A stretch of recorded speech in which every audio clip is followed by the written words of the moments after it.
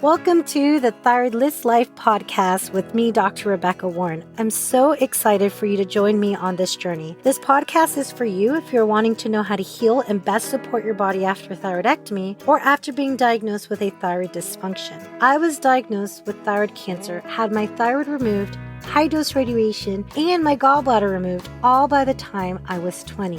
By the time I was 21, I had health issues, struggling with depression, anxiety, brain fog, weight loss resistant, and it wasn't until I drew a line in the sand and decided to take my health back did things start to change. I spent the last decade and a half implementing protocols and healing strategies to reclaim my health and take it to the next level. On this podcast, I'll be sharing the most up-to-date studies, biohacks, and protocols, my own personal journey and recommendations on this healing path. I'll be bringing in experts in different fields of health to help you understand what you need to know to take back your health, as well as sharing my own clinical experience and coaching others that have been on this same journey. My hope is that when you listen to this podcast, you have the knowledge you need to get started and you feel empowered to take your health to the next level.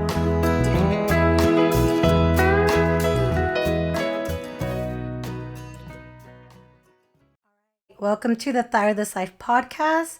We're doing a special episode today. It's a thyroid Q&A. That's right.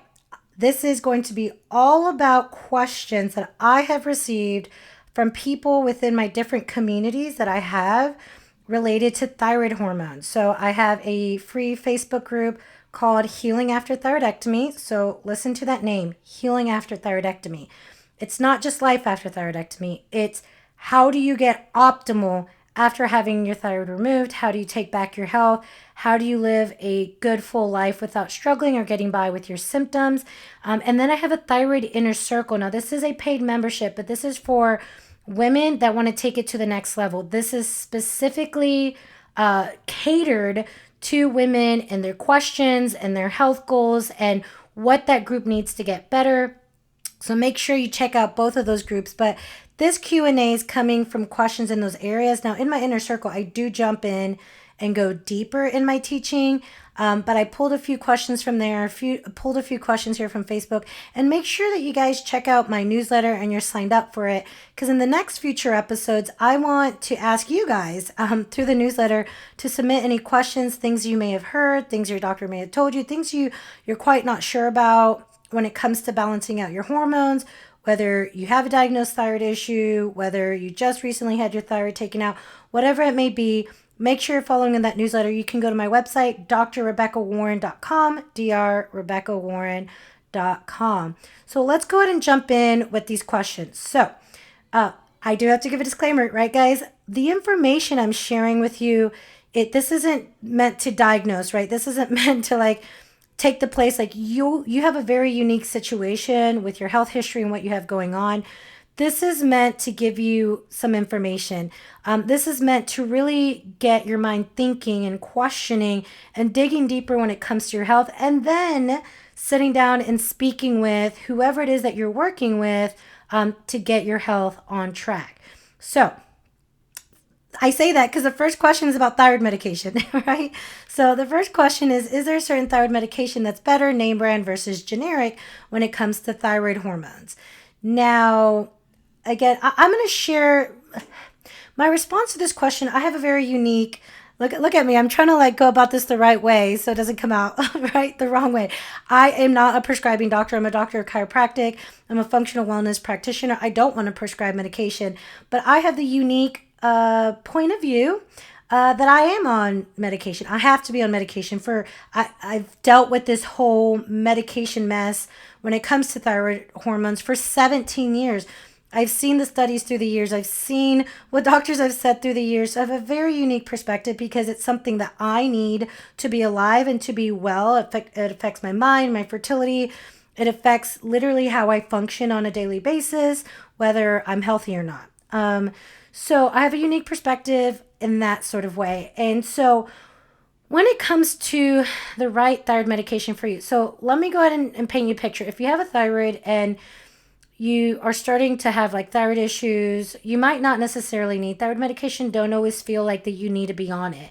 Now, if you do have a thyroid situation and you're hypothyroid and it's been like that for a while, you could really be in a deep hole, meaning like you don't have enough active thyroid hormone to feel energized enough to eat well and exercise and take care of yourself. Like, you have to understand, if your thyroid hormones aren't well, it affects every single cell in your body. There's not a cell that's not affected by this thyroid hormone. So I have worked with women in the past that have gotten it on it just to kind of give them the energy to get them within range while they work on whatever triggered their thyroid hormone issues, and then slowly come off of it and they've been fine. Now, if you don't have a thyroid, there's no ifs, ands, or buts about it. I've had questions from people like, Dr. Becca, do you think after thyroidectomy I could ever come off of it?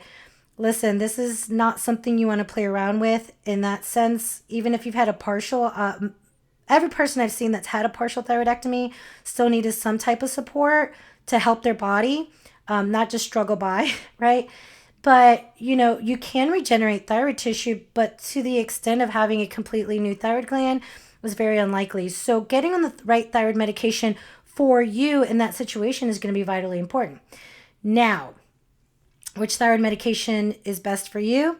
This is what I have learned myself, and working with other people that have had their thyroid removed, and in other people that weren't feeling great, even being on thyroid medication, is that the first thing you guys have to understand is that you're a bio individual.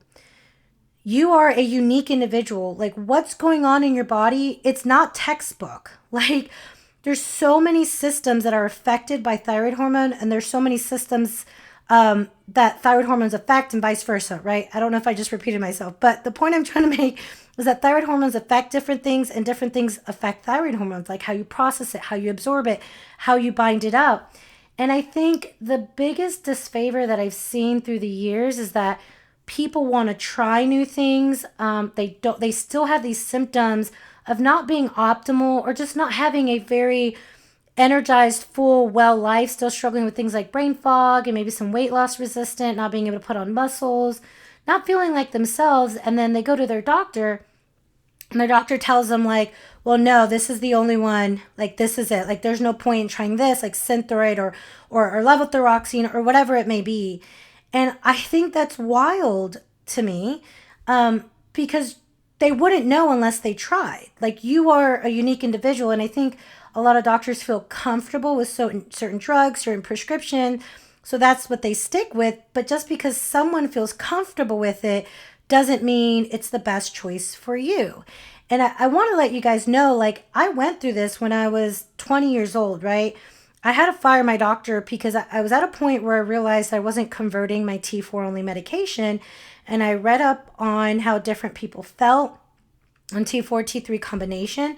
And I was with a quote unquote like great doctor, right? I didn't really have any complaints about him at that time, but I was like, you know what? I want to try this. And he wasn't willing to work with me. So I sought out someone that I knew would prescribe what I wanted to try. And together we tried it. We ordered labs. I mean, the really great thing is he understood that I was very confident in my body. I was very confident and committed to getting myself well. And he respected that to the point where it was kind of like this mutual relationship where he had this background. He had the medical degree, he had the prescribing, he has the laboratory, but he also understood that I was going to tell him if something didn't feel right and we were going to have to figure it out. And that was life-changing for me, because if I had not like switched and was with a provider that was going to work with me, I don't know where I would have ended up, right? So you can go to your doctor and say, hey, I heard there's I might feel better in natural desiccated thyroid hormone. And your practitioner is like, oh, no, absolutely not. T3 is not good. It can give you heart palpitations. But then you go down the street, and this person who's more familiar with T3 medication knows how to dose it, knows when to test. You walk into their office and they're like, oh, yeah, absolutely. We can try it. Let's see if it works for you.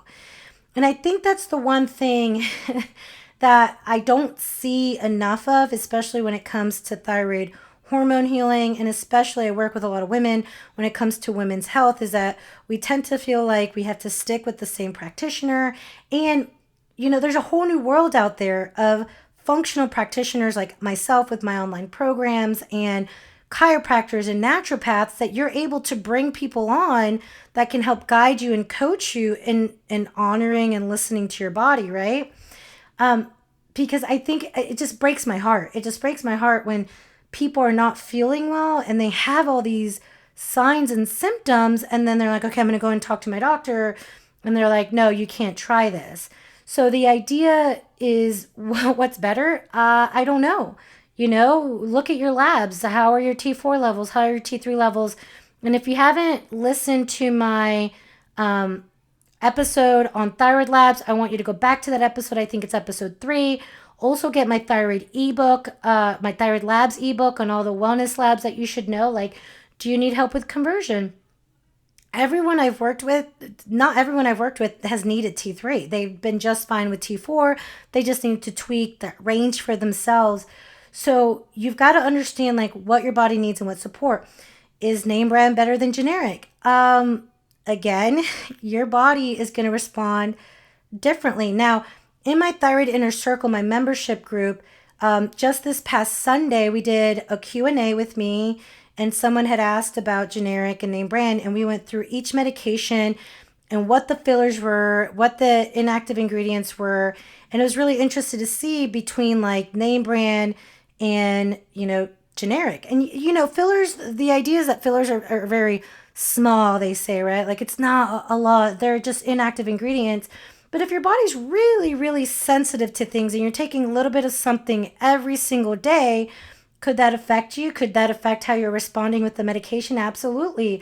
So an example is, we were discussing how Synthroid can have some dairy in it, in the fillers, right? Not like active ingredients in the inactive ingredients. And levothyroxine does not. And so there's people that do fine on generic. There's people that do fine on Synthroid, right? The idea is that there's not going to be a set way to go about this for every single person, and you have to find the right thing for you.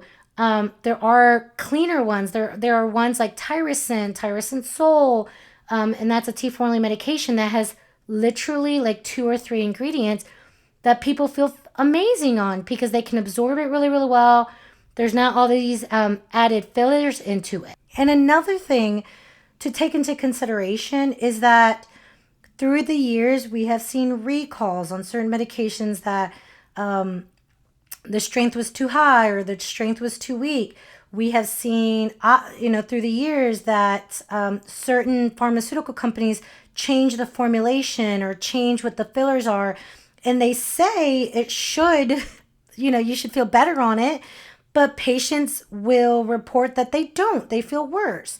And so I can't imagine you feeling that something's different and not being able to honor that and say, okay, wait a minute, something is off.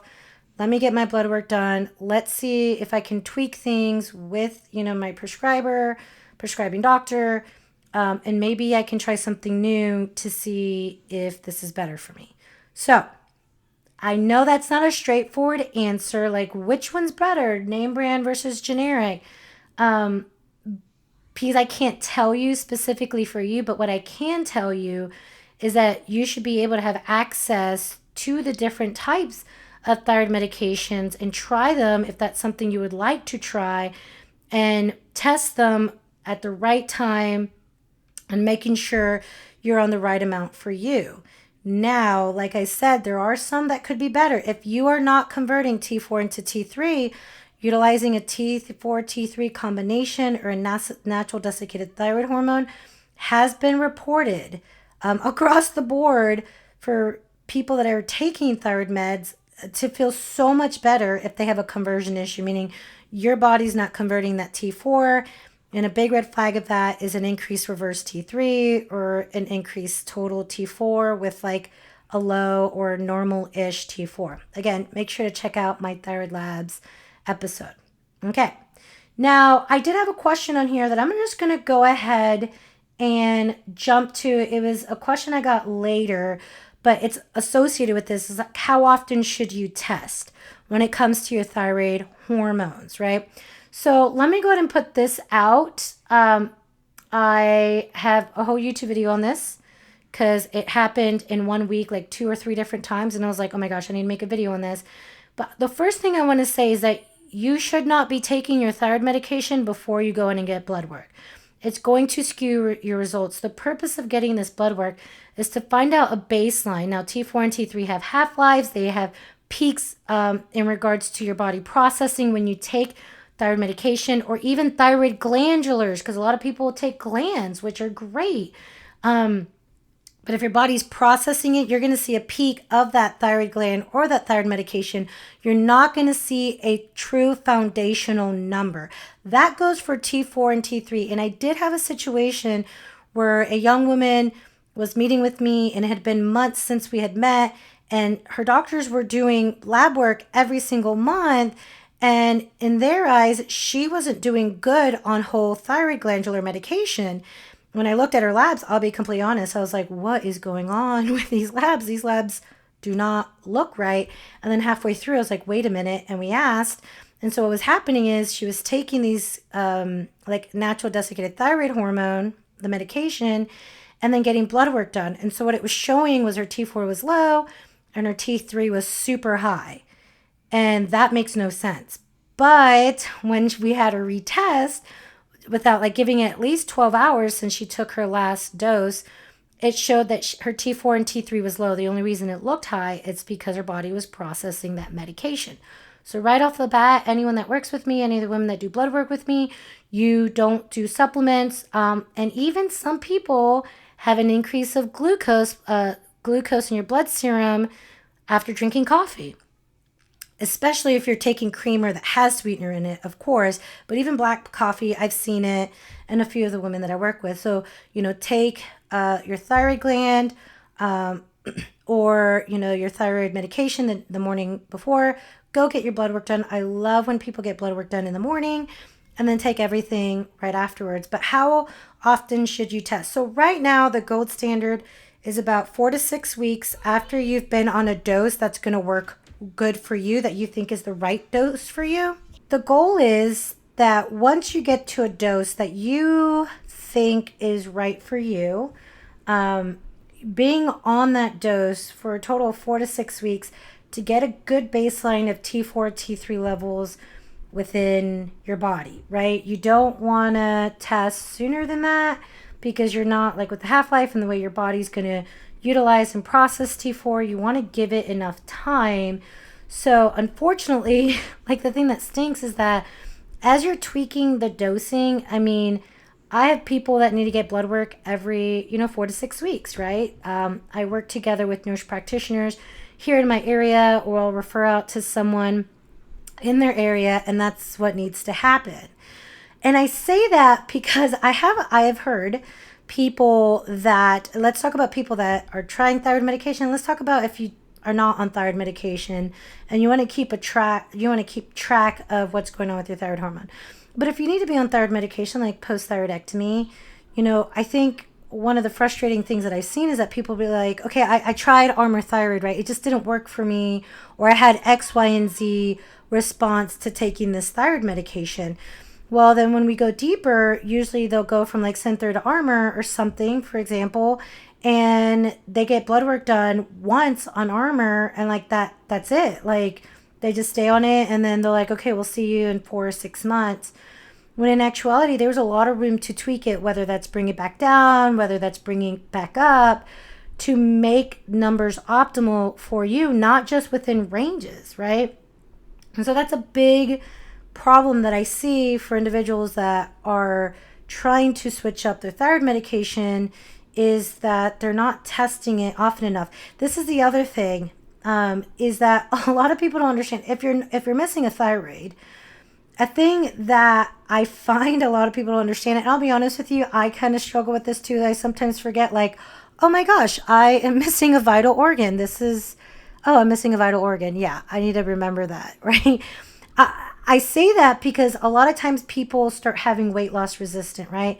Maybe it's a stressful season, maybe they're moving or traveling a lot, whether they lost a loved one, like something has changed, whether they got food poisoning, something has changed in their life. And then all of a sudden they're starting to feel like, brain fog and maybe fatigue a little bit, like there's these things that start popping up again. A big one is like weight loss resistant, or they start kind of gaining weight.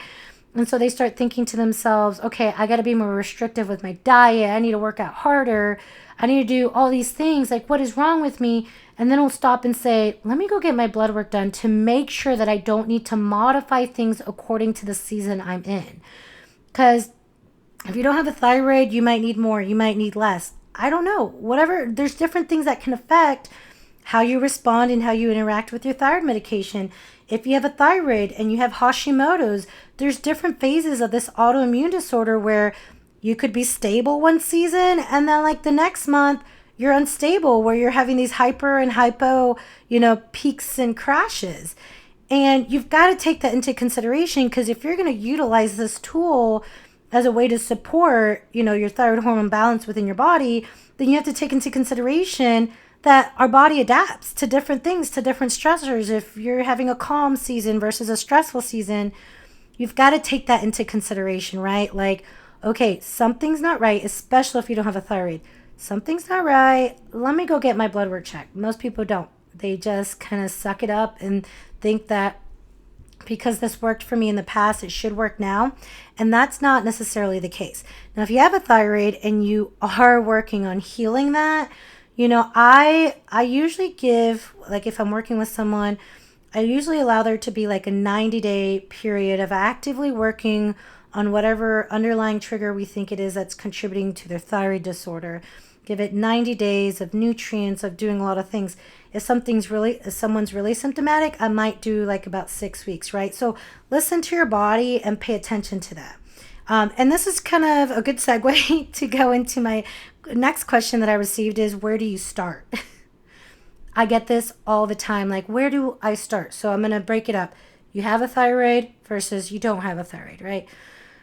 Where do you start in this journey? Now, I think one thing I want to make sure that everybody understands, that I don't think I fully understood, like when you have a thyroid disorder, it's a process, right? We were sold on this idea that within medicine, we got a good hold on thyroid disorder, right? Right now in studies and in medicine, they're like, hey, you have thyroid cancer? Boom, we can take it care of.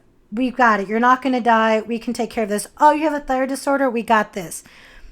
But that's not true. If you have a thyroid disorder, no matter what it is, Hashimoto's, hyperthyroidism, there's a medication for that, right? There's a medication for all of these things. But the problem is, so I'll talk about kind of the medication for hypothyroidism. So let's say you have thyroid antibodies. If they find you have thyroid antibodies, they're like, oh, okay, you have thyroid antibodies. Okay. And they're not going to test it again, because really, truly, there's not a medication on the market that will bring it down. There's one experimental right now that some people do well with. But for the most part, there's not going to be a medication that you can, not for the most part, period. There's not going to be a medication you can get on. It's going to fix your thyroid and come off of. Like, think about how crazy that is, right?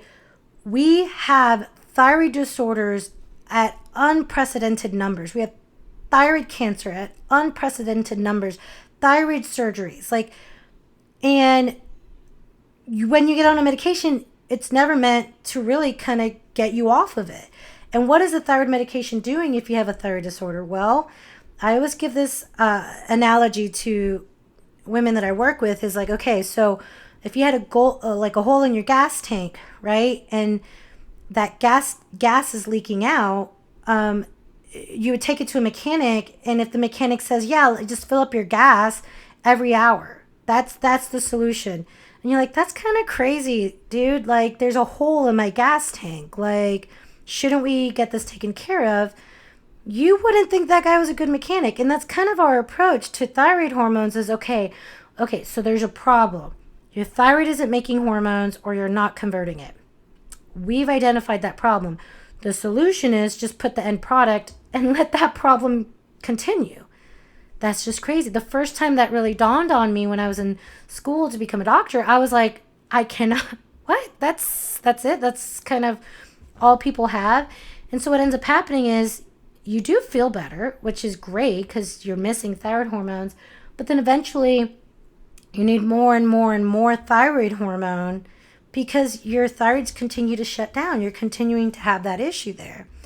Now, with thyroid cancer, thyroid nodules, thyroid growth, like your thyroid is not this separate little system cocooned away from the rest of your body. A sick body makes sick tissues, right? Sick organs. Like if your body is sick, you will have sick cells. The thyroid doesn't just become dysfunctional just willy-nilly, like, oh, it's just the thyroid that's the issue. No, a body that's dysfunctional, a problem with the HPA axis, a problem with the gut, a problem with the immune system, is going to create a sick thyroid. And so for me, when I had my thyroid removed, I was like, okay. They kind of scared me with the whole C word, right, with the cancer. And I was like, okay, this is all going to get fixed now. If I cut out this organ, everything's going to get fixed.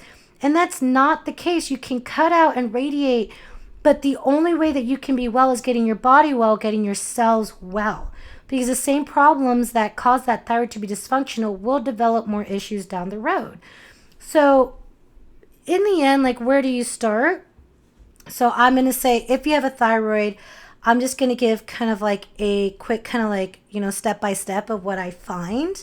And then if you don't have a thyroid, I'll tell you where to start there. So if you have a thyroid, one thing is getting proper blood work. See if there's anything you need to support to influence how you're feeling so that you can be committed to really taking your health to the next level, right? The next thing I think it's really important to check is your nutrient status. So looking at iodine, because too much iodine can cause an issue, too little iodine can cause an issue to your thyroid. Look at your minerals, right? Like things like selenium, magnesium, copper, those types of things. Looking at iron and ferritin.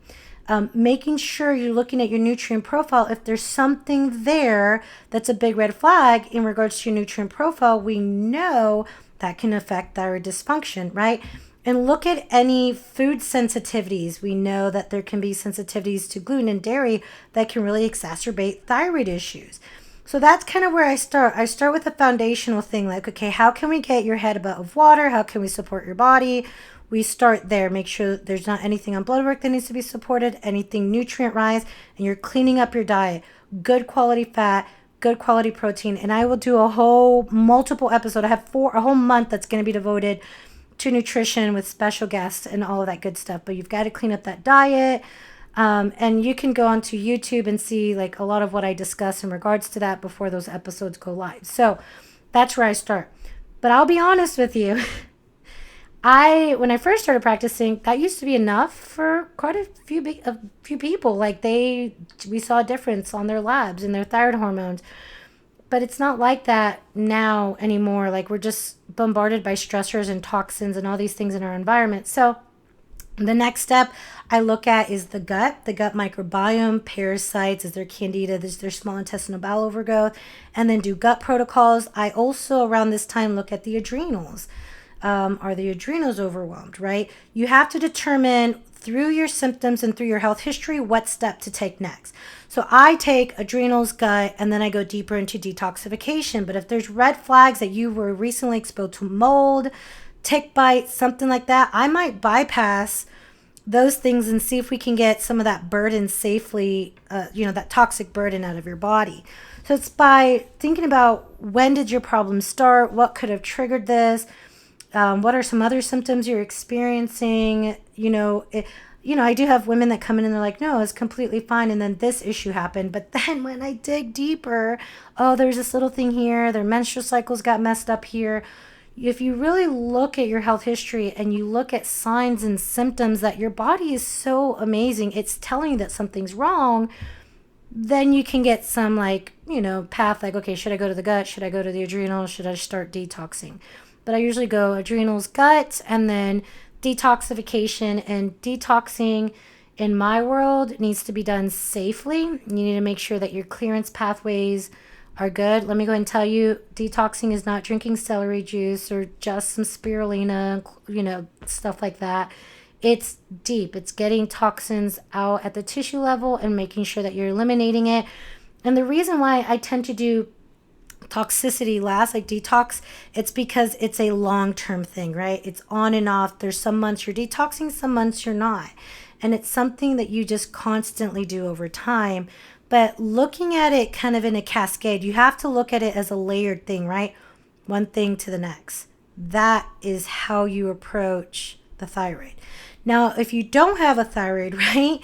First thing you got to do is this medication. I cannot stress this enough. You would not believe how many people I've worked with that are just not optimal. And ranges are going to be different. I have found through working with, hundreds and hundreds of women that have had, the thyroid removed through the years, either one-on-one or through group coaching or through online webinars and programs that I've done through the years, is that I have found that the range that you would need to be on after you're having your thyroid removed is going to probably be different than someone who has a thyroid. And you have to know that, and you have to honor that. And that's your first step. There is no going on to the next step. I remember I had this one woman that was having all these gut digestive issues, and she was even looking into, fecal transplant, which is, I know if you've never heard of that, sounds kind of crazy, like putting someone else's poop in my belly. But there's some amazing studies on how that can be really, really great treatment. But her T3 was low. Her T4 was low. Guess what affects your digestive output? Guess what affects your HCl, your pancreatic enzymes, is that free T3, right? So you're going to go do all this crazy stuff, invest all this money on thyroid healing, like gut stuff, but it's just not going to stick because she didn't have adequate thyroid hormones because she had her thyroid removed. So the first step is that, post thyroidectomy, I look at, okay, how does your body need to heal from the treatment? How does the body need to heal in regards to where you're at right now, in regards to digestive support? I start there, and I start with nutrition. From there, I go to the adrenals. Definitely number one, adrenals. For people post-thyroidectomy, because I find that a lot of people tend to not be optimal. And if you're not optimal with thyroid hormones, then your adrenals are going to work overtime. So that's a big one, looking at your adrenals. I do a 24-hour cortisol awakening response test. It's through saliva, not just one point. You need to know what's going on throughout the day, what's activated, what's inactivated. And of course, you can find out more information about the CAR test on my website, Dr. Rebecca Warren. I'll make sure to add it to the notes. So I start there. And then the next step is looking at, are there gut issues? Or if there isn't really anything big with the gut, I usually do a lot of gut support, but I want to prioritize what's going on. So I look at what was going on before someone had their thyroid removed, right? Was it a thyroid neuralgia? Was it benign? Was the lymphatic system affected? And we kind of dig deeper according to what the symptoms were, what was found, what was the reasoning for getting your thyroid removed. And that gives us some insight in regards to what you still have to heal from. Remember, just cutting out the thyroid doesn't mean the problem's gone. If you had mercury toxicity in your body that creates cell replication in the thyroid, it has an affinity for the thyroid. A lot of dental procedures that involve mercury. Guess what? Those same mercury toxicity affects the brain. So even if you cut out your thyroid, guess what's still there? And if that's the thing that was contributing to your problem, then guess what we need to take care of, right away as that's going on, right? Then we need a detox. If you're having gut issues, if you're like, oh my gosh, I had gut issues before, I had rashes before, I still have them now, not as bad, we'll go after that. You've got, your body is a great map at what to do next, but you've got to get the foundational things right. I do have a whole episode on foundational principles that you guys will want to pay attention to. It'll come out in the next 2 episodes about things that, I don't know about you, like there's things that I forget about, and I'm just a hurry type of person that I don't, if I don't think about, I don't do, that has a big impact on my hormone health, like getting sunshine in the morning. It seems very simple, and it's powerful. You will not believe the studies on how that affects your adrenal and your HPA axis, like your hormone health. So you're definitely going to want to tune into that one. So yeah, the where do you start question, it's a deep question. I just wish that people understood that it's in layers and it takes time. The idea isn't to be completely well in 30 days. The idea is to be well 5 years from now, that as you age, you reverse aging, right? Because there's aging in your age, and then there's cellular aging. So you can be 60 and feel much better, much more energized than you were in your 40s.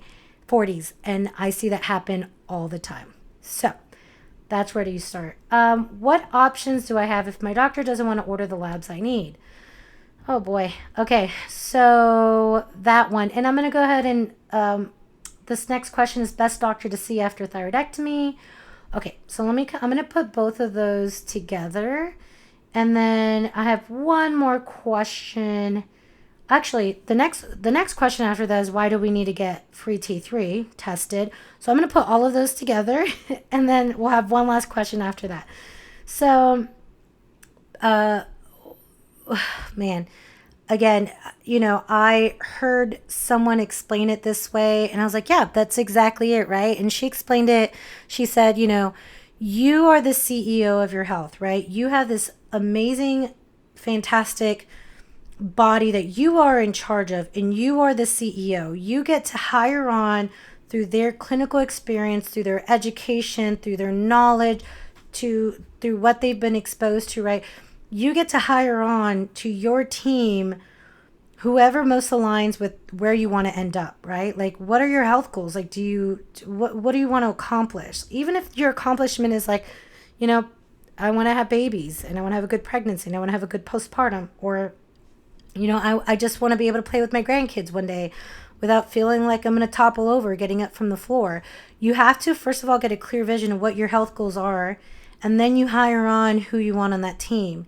And so if there's labs that you are interested in seeing, and we know through patient experience and even more up-to-date studies that are coming out that a complete thyroid panel, like a TSH, free T4, free T3, remember guys, I have a whole episode on this that you can listen to. If your doctor is just not willing to work with you, like, that's his or her office. That's what they are comfortable with. And if it doesn't align with you, there's no reason why you can't go see someone else. There's no reason. There doesn't have to be a fight. You don't have to yell at them. It's just like, okay, if this is not working out and you're still having those symptoms, you're completely fine with leaving there and going somewhere else. Now, the really cool thing is that you guys have amazing options now with the online world. On my website, you have access to Ulta Labs where you can literally order labs yourself. If you go to drrebeccawarren.com, go under tests or, order, it's on there in the menu. You can order labs yourself, and on there you can see all the different panels that I ordered on myself and that I've ordered on people that I work with, and that's really cool. I think the hardest part nowadays is not necessarily knowing what test to get, because again, I got an ebook, I've got an episode on this, right? I've got YouTube videos on this, and even not me, like there's a lot of functional practitioners that are talking about what test to get. I think the hardest thing is going to be interpreting it and understanding it. But if your doctor is not willing to work and it's not aligned with the progress you need to be seeing with your health, then it's okay to say, okay, that's not working for me, and move on to someone else. Again, I did that when I was 20, not from a place of ego. I did it from a place of desperation. I was like, I need to feel better. I need to get my period back. I needed my brain fog to be gone. And so what's the best doctor to see after thyroidectomy? What's the best doctor to see if you're having thyroid hormone issues? I will let you know this. I have worked with so many different types of doctors in regards to, like, if someone wants to pull labs with their insurance, right? Because ordering labs online is not covered by insurance, like through my website. But I've seen great work from nurse practitioners that really listen to their patients. OBGYNs. I have seen people that have gone to endocrinologists that are some of the best in their city, but their OBGYN is one that actually listens and actually has learned a lot from listening to their patients about thyroid hormones. So I don't necessarily think that I didn't see an endocrinologist for so many years when I was getting myself well. You just need to know someone who is going to respect you, that's going to have a conversation with you, that's not going to make you feel dumb, that you don't feel rushed, and that someone is going to work together in ordering and trying different things that will work best for your body. And again, the people that I work with here in my city are nurse practitioners, and they're great for what they do, right? And this is the other thing, like, I see a lot of frustration with people that are like, my endocrinologist doesn't tell me this or how to eat or how to do all of this. And I used to be, I'll be honest with you, I've grown a lot. I am a doctor. I work with a lot of people, and I've had my own health struggles within the medical system in the past. So I became very jaded and very negative. And if you catch me on the right day after hearing so many women being treated like crap by their doctors, you might hear me really go off on that, which you probably will if you stick to this podcast.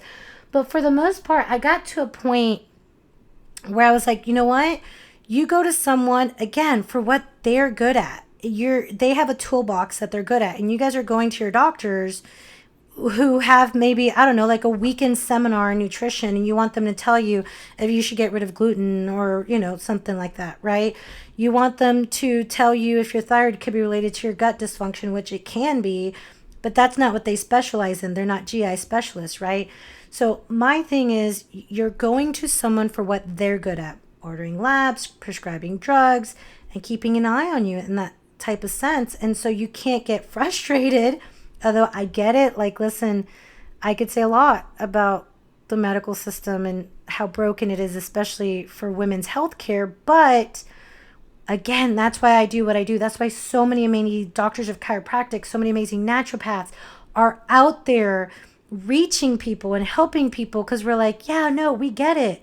That system's not working for what your goal is. That's why you have these resources. So I want to give that disclaimer there. Best doctor to see. It's the one that's going to respect you, the one that knows and listens.